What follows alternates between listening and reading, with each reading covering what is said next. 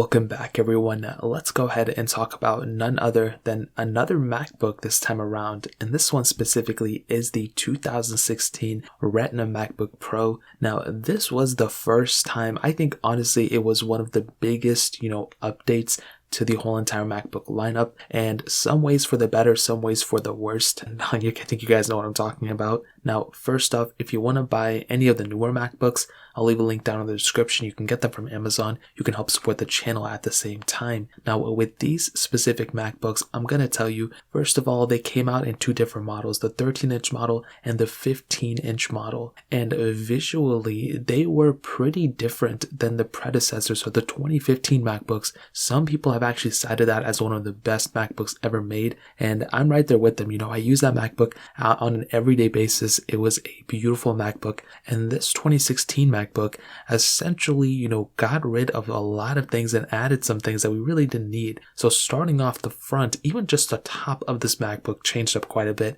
Apple removed that glowing logo, the glowing Apple logo, for the, metallic, reflected Apple logo on the top of the MacBook. Now, for me personally, it's not that big of a deal, but I actually still see people talking about this like as if it's a big deal to them. So I think it's kind of hit or miss. I think a majority of people don't really care. We're never looking at the back of the MacBook, but it is one of those nice touch features that added some more premiumness to these MacBooks, and it'd be really cool if they added that back at some point. Now, flipping it open, this is where things start to become a little different. First of all, the sizes of these MacBooks actually shrunk down. So the 15-inch and the 13-inch models were, slimmer and smaller than their predecessors. So I actually think that was a pretty cool thing. They maintained the same size of display, and they kind of, pushed out the bezels a little bit more. And I think that's a really cool thing. They shrunk down the bezels. They made the display essentially kind of the same thing. I heard some rumors that it was brighter, but it was essentially the same thing for the most part. But it was a better looking panel, and I really like that. It looked better because of the lack of bezels around it,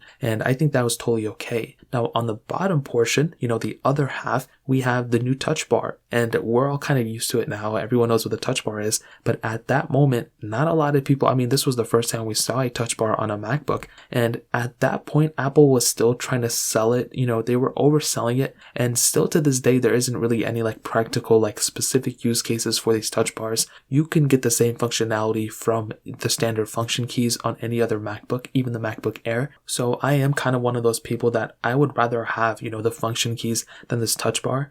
And mostly because things are changing on the touch bar all the time, and it's very annoying. And the 2016 MacBook also suffers from this. However, there is another 2016 MacBook, the standard base model, that doesn't have a touch bar. So there were two different models here, one with a touch bar and one without a touch bar. So you actually have that capability of, not having a touch bar. Nowadays, all the MacBooks have touch bars, at least the MacBook Pros. But at that point, that wasn't the case. So I think that was actually pretty cool Apple did. You had a bigger trackpad on the bottom as well. But in the middle of these two things, you had that keyboard. Now with this keyboard, I don't even know what Apple was doing. They had that standard butterfly keyboard on these, specific keys. And this was the biggest problem with this specific MacBook. The keyboard and the keys on these keyboards would just mess up all of the time. And it was one of the biggest issues ever. It was very annoying, and it really stopped me from upgrading to a 2016 MacBook. Regardless if it was faster, if it was the best MacBook ever, the keyboard in and of itself was the bigger problem. And I cannot believe Apple did that.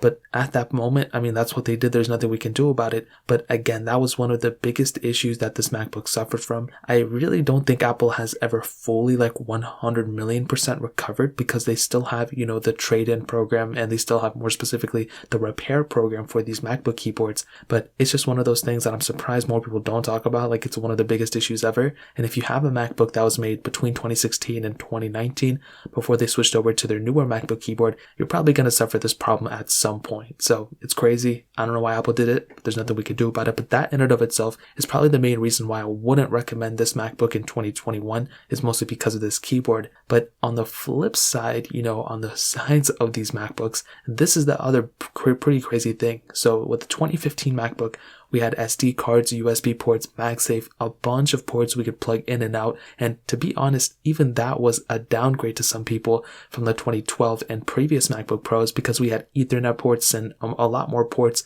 on those MacBooks than the MacBook Pro 2015. But the 2016 MacBook actually went ahead, removed those, pretty much all those ports that were on the 2015 MacBook, just basically for these USB-C ports. And what's so funny is that at that moment, I was like, it's not going to affect me because I am not going to get this MacBook yet. But 5 years later, we still have the M1 MacBooks and I eventually got one. And I can tell you, going from a MacBook or an iMac that has a ton of ports to a MacBook or iMac that has no ports, and I say iMac because the new 24-inch, iMacs don't have any other ports besides USB Type-C ports, that is a crazy big difference in terms of a workflow. You now have to bring dongles, you now have to bring all this stuff. And I'm glad at that moment in 2016, a lot of reviewers who got those MacBooks were, mentioning that, because that is honestly one of the bigger differences between a older MacBook and this one. You have to carry around dongles. Hopefully Apple brings it back. And 5 years into the life cycle, it still seems like we're still getting used to it, Like it still seems like it hasn't been a full transition. I think they switched off too early and then it was too late to go back. So I think they just kind of had to run with it. But that was one of the bigger differences for sure. So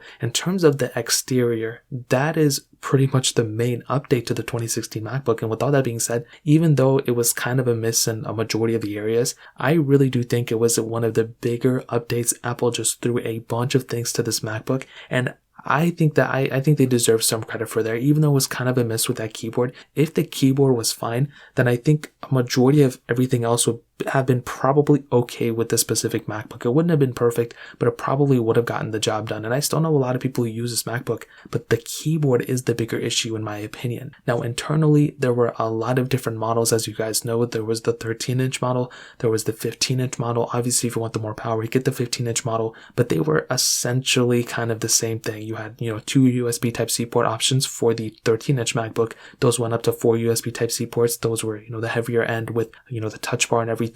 The 15-inch MacBooks all had, 4 USB Type-C ports. The RAM options were a little bit different as well. The 16-inch model did go up to, 16 gigs of RAM. The 15-inch models also went up to 16 gigs of RAM for the base models, which was really good. And overall performance and everything was very, very good. I had no issues with it. You had a fingerprint sensor on the specific MacBook as well. So unlocking the, specific MacBook was very easy, and it was a very, very good process. And I think the performance and the use case and, the smoothness and everything is one of those things that you're going to be getting with macOS. You're going to be getting a very fast, very still smooth experience, even from a 2016 MacBook. And that's one of the big advantages of getting a MacBook. You just get that type of speed and performance for years. You can even probably pick up a 2012 Retina MacBook Pro and still feel like it's fairly fast for the most part. So that is one of the bigger advantages. The prices of these things have actually gotten down too. So, it's not like the same price anymore. They've gone down quite a bit. You can pick them up for like around $500. I would say around $600 for the base model. But for the extreme base model, you could probably pick it up for like around $500. But like I mentioned, is it worth it? Just because it's fast, just because it, feels nice, just because of all these other things, should you pick it up? And I will be honest, I don't think you should pick up a 2016 MacBook. I just don't think they're worth it. And almost all of it has to do with the keyboard. Everything else about this MacBook is pretty much okay. But if you're willing to just plug in your MacBook to a specific display and pretty much, or just use, a keyboard, third-party keyboard or Magic Keyboard or whatever, and a Magic Trackpad or a mouse or whatever to interact with your specific MacBook, then I think it's okay for that sense. But I wouldn't feel comfortable recommending a 2016 MacBook to people just because I'm probably sure it's going to end up breaking, the keys are going to go out, and it's just not going to be a pretty sight in my opinion. So in terms of that, that's pretty much what I would say in that specific standpoint, and that's how I would kind of sum up the 2016 MacBook in 2021. If you guys have any other questions or anything like that, let me know in the comment section below. Hit the like button, that would mean so much, but definitely hit that subscribe button. Every single subscriber that we get really does count, so it means so much if you guys could hit that. Also check out the other links down in the description as well. My Twitter, my Instagram, my other channels. More importantly than everything else, I love every single one of you guys. Hopefully I'll catch you guys in the next video. Peace out till then.